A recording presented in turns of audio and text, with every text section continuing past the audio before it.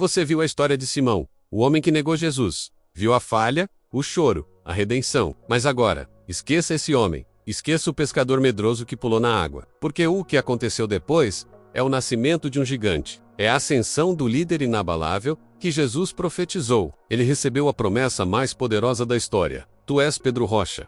E sobre esta rocha edificarei a minha igreja, e as portas do inferno não prevalecerão contra ela. Mas a profecia só se cumpriu de verdade após um evento de fogo. O Pentecostes. O medo foi queimado. A arrogância se dissolveu. E o que emergiu foi São Pedro, o apóstolo revestido de uma autoridade brutal e divina. Estamos falando do homem cuja sombra curava multidões. Do único apóstolo que ousou desafiar o sinédrio de frente, após ser açoitado. Do líder que, com uma única palavra, conseguiu fulminar mentirosos e derrotar magos poderosos. Esta não é apenas a história da fundação da igreja. Esta é a prova de que a autoridade divina pode transformar o mais fraco dos homens na coluna de fogo de Deus. Somos do canal Contos Sagrados.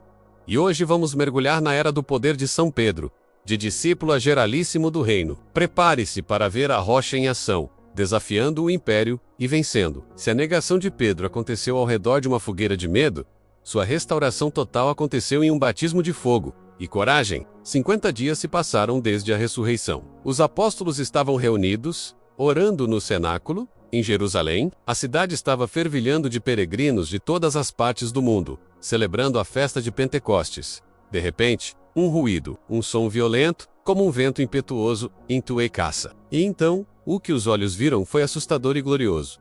Línguas que pareciam de fogo se repartiram e pousaram sobre a cabeça de cada um deles. O medo de Simão, o pescador, foi consumido por essa chama. O homem que tinha jurado não conhecer Jesus, agora estava cheio do poder que o próprio Cristo havia prometido. Eles saíram para as ruas, falando em línguas que jamais tinham aprendido, mas que todos os peregrinos entendiam em suas próprias línguas. O caos de Babel foi desfeito pelo poder do Espírito. A multidão estava perplexa, acusando-os de estarem bêbados. E é neste exato momento que o novo Pedro, a rocha de fogo, se manifesta. Ele se levanta, com os 11, e ergue a voz. Este não é o Simão que gaguejava sob pressão. É o apóstolo que fala com a autoridade de um rei. Ele usa a profecia de Joel, a história de Davi, e faz uma exegese brilhante para provar uma única tese.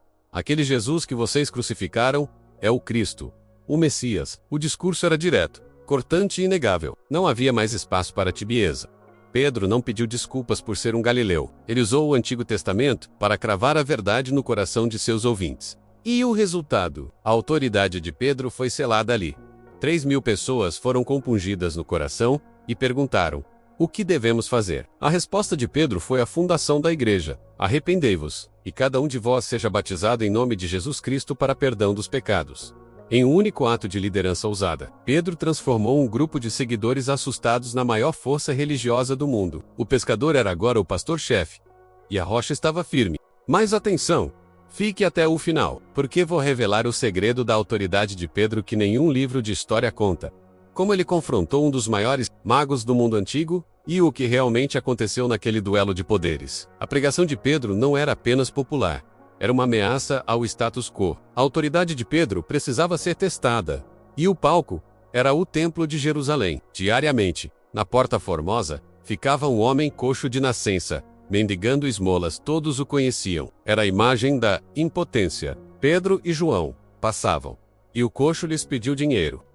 Que Pedro disse, uma das frases mais autoritárias da Bíblia: não tenho prata nem ouro, mas o que tenho, isso te dou. Em nome de Jesus Cristo, o Nazareno, levanta-te e anda. O milagre foi instantâneo e público. O homem saltou, andou e entrou no templo louvando a Deus. A prova de que a autoridade de Pedro não vinha de um título humano, mas do poder do nome de Jesus, estava ali. A multidão ficou em êxtase, mas o Sinédrio, a alta corte religiosa de Israel, ficou furioso. Pedro e João foram presos. Levaram-nos ao mesmo tribunal que havia condenado Cristo.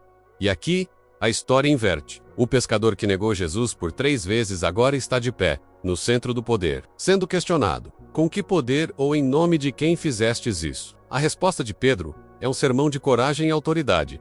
Ele não se intimida, ele não gagueja. Ele, cheio do Espírito Santo, lhes diz: saibam todos vós, e todo o povo de Israel, que em nome de Jesus Cristo, o Nazareno, menos aquele que vós crucificastes, e que Deus ressuscitou dos mortos, é que este homem se apresenta curado perante vós. Ele os acusa diretamente do crime de deicídio. A mesma boca que tinha negado o mestre agora o proclamava como Salvador e juiz. Os líderes do Sinédrio ficaram estupefatos. Eles não podiam negar o milagre.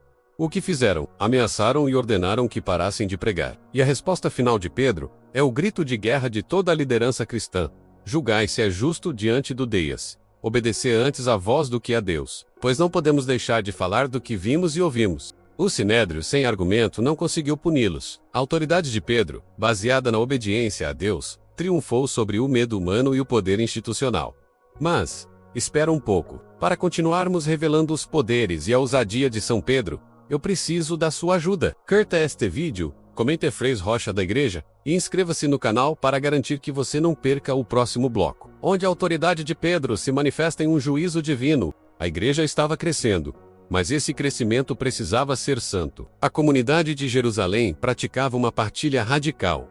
Os bens eram vendidos e o dinheiro era colocado aos pés dos apóstolos para ser distribuído. Era um sistema baseado em confiança total e integridade. Mas há sempre a semente da hipocrisia. É aqui que entra o casal Ananias e Safira. Eles venderam a propriedade, mas no meio do caminho, decidiram reter uma parte do dinheiro para si. Eles queriam o prestígio da generosidade total, mas sem o sacrifício total. Ananias se apresenta a Pedro, colocando o dinheiro da venda a seus pés, agindo como se fosse o valor integral. E a autoridade de Pedro se manifesta de forma terrível. Não é um julgamento humano, é um discernimento profético com consequências divinas. Pedro o confronta com uma voz de trovão: Ananias, por que encheu Satanás o teu coração, para que mentisses ao Espírito Santo e retivesses parte do preço da herdade? Ele deixa claro, a mentira não era dirigida a um homem, mas ao Espírito de Deus. A autoridade de Pedro era tão ligada à divindade, que mentir para o apóstolo era mentir para Deus. E o que aconteceu em seguida chocou a todos. Ananias caiu morto ali mesmo. Aos pés de Pedro, o medo e o temor do poder de Deus se espalharam por toda a comunidade. 3 horas depois, sua esposa Safira chega, sem saber da tragédia. Pedro lhe faz a mesma pergunta de teste. Ela, para proteger a farsa, confirma a mentira do marido. A resposta de Pedro é ainda mais direta. Por que entrastes em acordo para tentar o Espírito do Senhor? Eis que aos pés estão os que sepultaram teu marido, e também te levarão a ti. E Safira, instantaneamente, cai morta. Este evento estabeleceu uma verdade inegável. A autoridade de Pedro não era apenas para curar, mas também para julgar e purificar. O homem que tinha negado a verdade agora estava imbuído do poder de defender a verdade até as últimas consequências. A rocha estava sendo cimentada com firmeza, garantindo a santidade e a integridade da igreja que estava nascendo. A execução instantânea de Ananias e Safira, longe de afastar as pessoas, aumentou um temor reverente sobre o apóstolo Pedro e, por consequência, o poder dos seus milagres. As pessoas sabiam que este era um homem totalmente consagrado a Deus, um homem que andava na corda bamba entre o céu e a terra. A autoridade de Pedro se tornou tão grande que as pessoas de Jerusalém não se contentavam mais em levelar aos don'ts. Eles colocavam os enfermos nas ruas, em camas e macas, esperando apenas uma coisa, que a sombra de Pedro passasse sobre eles. Pense nisso. A sombra, um objeto inanimado, a ausência de luz, carregada de poder curador.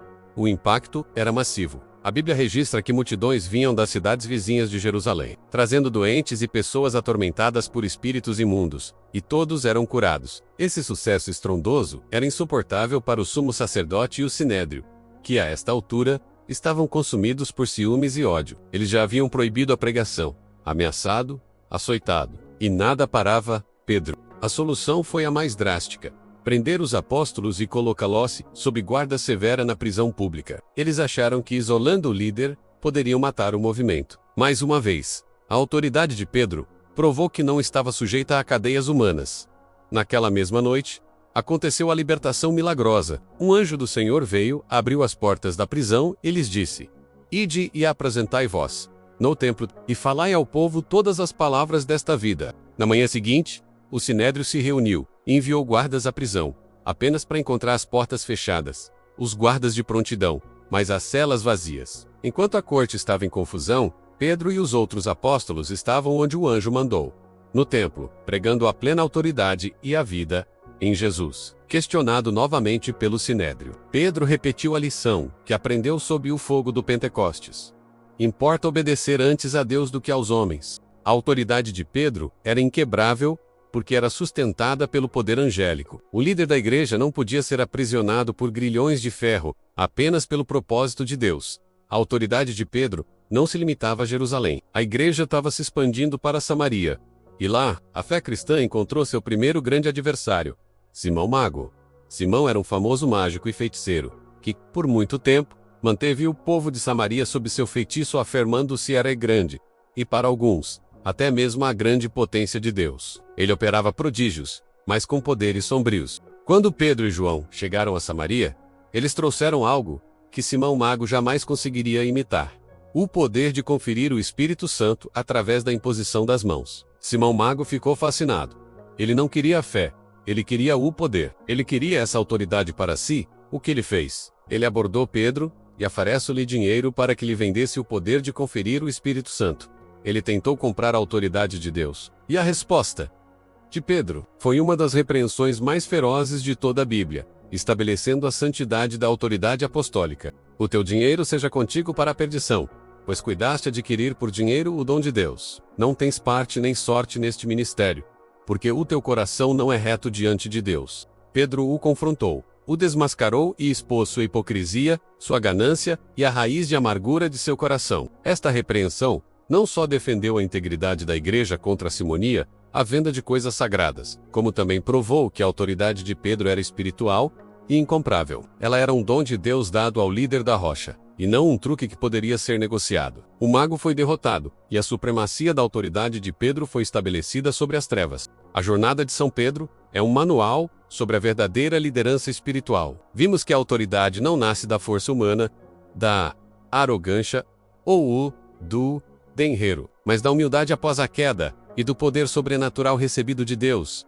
O pescador medroso que negou Jesus se tornou o apóstolo inabalável, que desafiou impérios, julgou a mentira dentro da igreja e derrotou poderes espirituais com uma única palavra. Ele carregou o peso das chaves do reino com a ousadia de quem sabe que está agindo em nome do Criador. E a sua prova final de autoridade veio em Roma, o coração do poder mundial. Condenado à morte sob o imperador Nero, Pedro fez seu último e supremo ato de liderança e humildade. Ele pediu para ser crucificado de cabeça para baixo. Ele não era digno, disse ele, de morrer da mesma forma que seu mestre. Este martírio não foi uma derrota, mas um triunfo final de sua autoridade moral e espiritual, deixando claro que a rocha de Cristo triunfaria sobre o poder de Roma e sobre as portas do inferno que o legado do poder. E agora, eu quero ouvir você. Dos milagres que curam as palavras que julgam, qual dos atos de autoridade de São Pedro mais te impressionou? O que a história de Ananias e Safira nos ensina sobre a integridade hoje? Comente aqui embaixo qual foi o momento mais chocante para você. Queremos ler o seu testemunho. Se a história de São Pedro te inspirou a buscar uma fé mais corajosa e inabalável, curta este vídeo, compartilhe com todos os seus amigos e, o mais importante, inscreva-se no canal e ative o sino para não perder nenhuma das nossas revelações sobre os santos católicos.